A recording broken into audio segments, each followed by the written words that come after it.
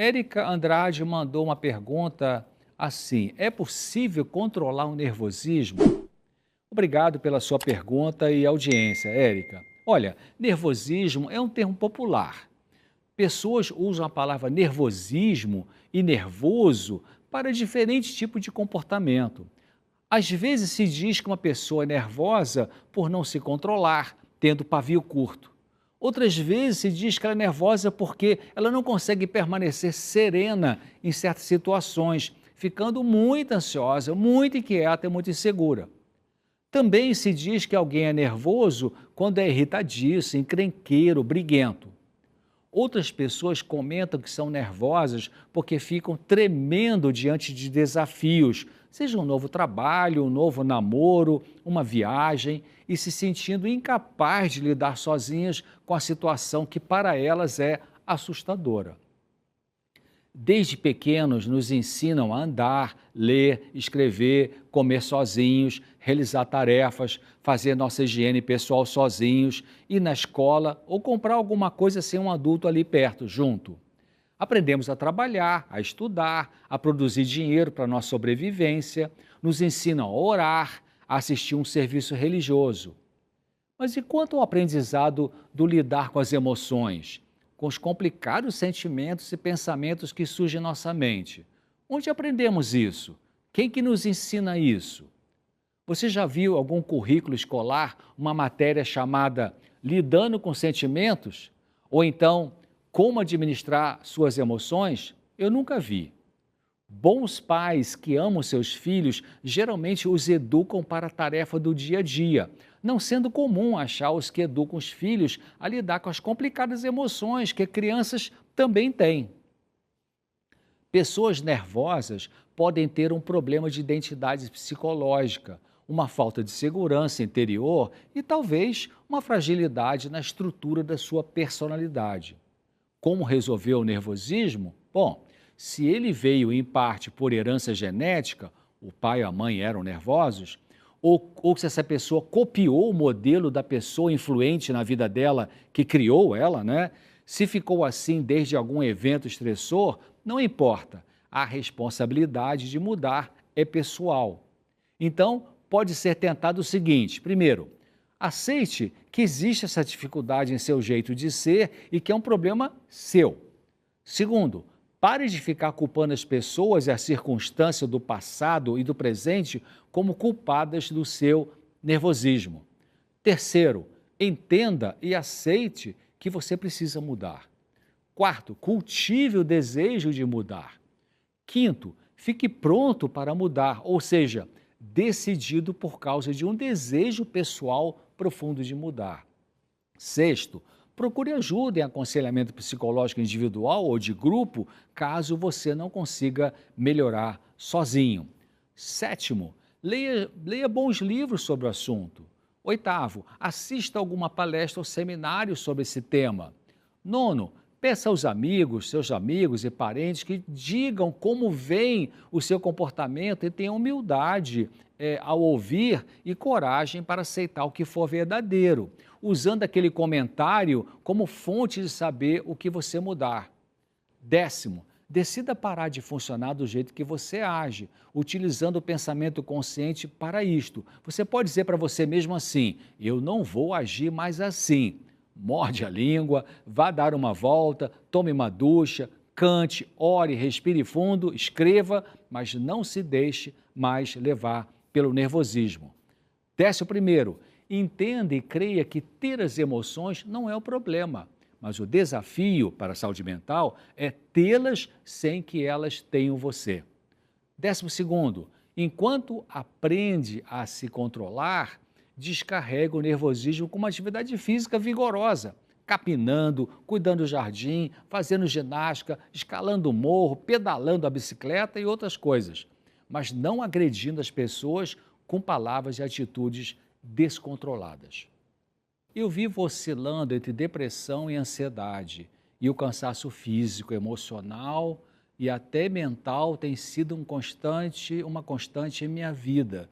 Gostaria de descobrir ferramentas para me libertar disso.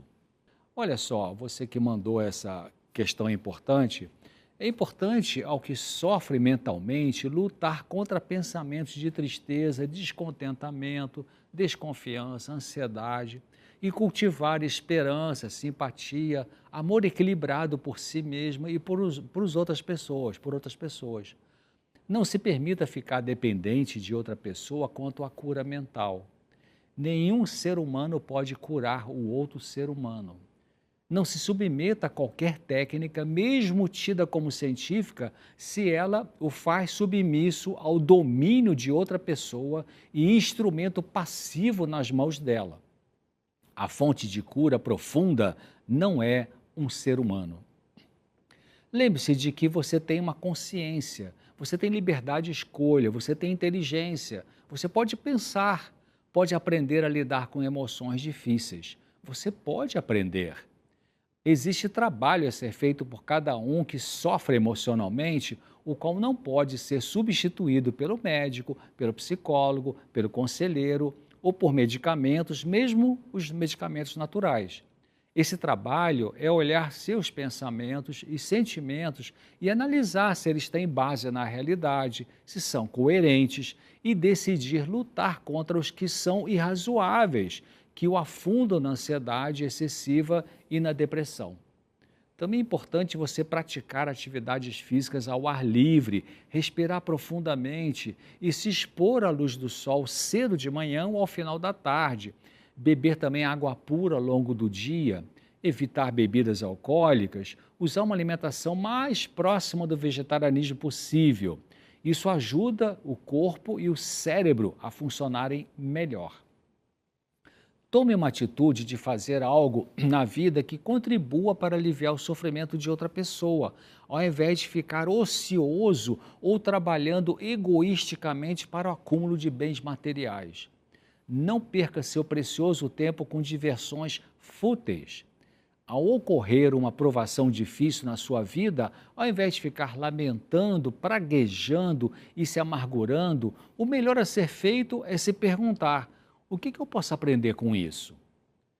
É preciso esforço para mudar a corrente de pensamentos de tristeza, de ansiedade e de preocupação excessiva. Mas é possível mudar.